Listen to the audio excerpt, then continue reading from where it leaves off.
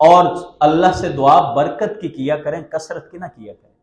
दुआ अल्लाह से, अल्लाह बहुत सारे माल देखने में बड़े कसीर होते हैं मगर बीमारियां लेके आते हैं, वो टेंशन लेके आते हैं, हादसात लेके आते हैं। और अगर अल्लाह बरकत थोड़े में दे दे तो वो थोड़ा भी बहुत कसरत से इजाफी में चला जाता है। हजरत अब्दुर्रहमान बिन कासिम रहमतुल्लाह अलैह, ये हजरत अबू बकर सिद्दीक के पड़पोते लगते हैं। इनसे एक खलीफा था, खलीफा मंसूर जिसका नाम था, उसने कहा अब्दुर्रहमान बिन कासिम से कि मुझे कोई नसीहत कीजिए।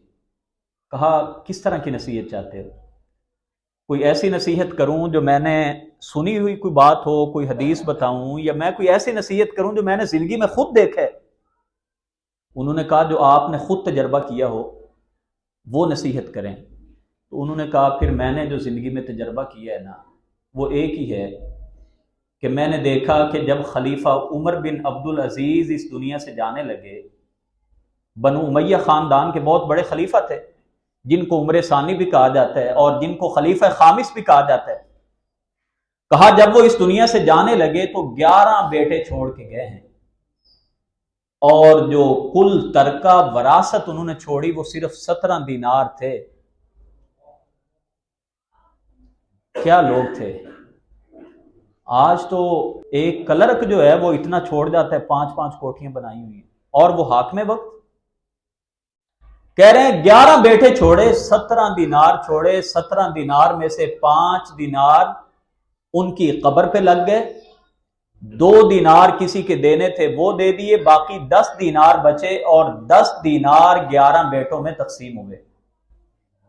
और अब्दुर्रहमान बिन कासिम कहते हैं फिर मैंने एक और भी बादशाह को देखा जिसका नाम था हिशाम बिन अब्दुल मलिक। जब वो इस दुनिया से गया तो जो उसने प्रॉपर्टी और तरका छोड़ा था, एक बेटे को 10 लाख दिनार मिला, एक बेटे को 10 लाख दिनार मिला। और अब्दुर्रहमान बिन कासिम कहा करते थे फिर मैंने जिंदगी में यही सबक हासिल किया, मैंने अपनी इन्हीं आंखों से देखा उमर बिन अब्दुल अजीज जो अपने बच्चों को हलाल खिलाते रहे, मैंने देखा कि उमर बिन अब्दुल अजीज की नस्ल में से एक एक बंदा अल्लाह की राह में 100-100 घोड़े दिया करता था, और हिशाम बिन अब्दुल मलिक के खानदान के लोगों को मैंने लोगों से भीख मांगते देखे।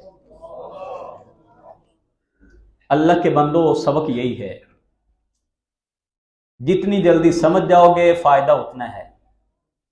और जिसको नबी पाक ने फितना कहा, ये अगर माल इतनी ही कोई बेहतरीन चीज होती तो जितने पैगंबर आए थे कम से कम कोई प्रॉपर्टी छोड़ के जाते, कोई मकान छोड़ के जाते।